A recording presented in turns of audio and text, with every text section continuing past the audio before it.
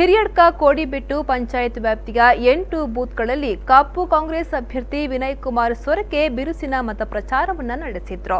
ಮನೆ ಮನೆಗೆ ತೆರಳಿ ಮತದಾರರೊಂದಿಗೆ ಮಾತನಾಡಿ 5 ವರ್ಷಗಳಲ್ಲಿ ಸದಾ ನಿಮ್ಮೊಂದಿಗೆ ಪ್ರಾಮಾಣಿಕತೆಯ ಸೇವೆ ಸಲ್ಲಿಸಿದ್ದೇನೆ. ಬರುವ ಚುನಾವಣೆಯಲ್ಲಿ ಮತ್ತೊಂದು ಅವಕಾಶ ಮಾಡಿಕೊಟ್ರೆ ಕಾಪು ಕ್ಷೇತ್ರದ ಚಿತ್ರಣವನ್ನೇ ಬದಲಿಸುವಷ್ಟು ಅಭಿವೃದ್ಧಿ ಮಾಡ್ತೀನಿ ಅಂತ ಹೇಳಿದ್ರು. ಈ ಸಂದರ್ಭ ಬ್ಲಾಕ್ ಅಧ್ಯಕ್ಷ ಸುಧೀರ್ ಹೆಗಡೆ, ಕಾಂಗ್ರೆಸ್ ಮುಖಂಡರಾದ ಮಹಾಬಲ ಕುಂದರ್, ಲಕ್ಷ್ಮೀನಾರಾಯಣ್ ಪ್ರಭು, ಸುಂದರ್ ಪೂಜಾರಿ, ಗಣೇಶ್ ನಾಯಕ್, ಗಣೇಶ್ ಶೆಟ್ಟಿ, ಸುಂದರ್ ಶೇರಿಕರ್, ರಾಜು ಪೂಜಾರಿ, ದಿವ್ಯಾ, ಕಸ್ತೂರಿ ಪೂಜಾರಿ, ಕುದಿ ಸಂತೋಷ್ ಶೆಟ್ಟಿ, ಚರಣ್ ವಿಠಲ್, ಸುಧಾಕರ್ ಶೆಟ್ಟಿ, ಚಂದ್ರಶೇಖರ್ ನಾಯಕ್, ಸವಿತಾ ನಾಯಕ್, ಮೋಹನ್ ಶೆಟ್ಟಿ, ಶಶಿಧರ್ ಜತ್ವನ್ನ ಮೊದಲಾದವರು ಉಪಸ್ಥಿತರಿದ್ದರು. News bureau B4 news Kapu.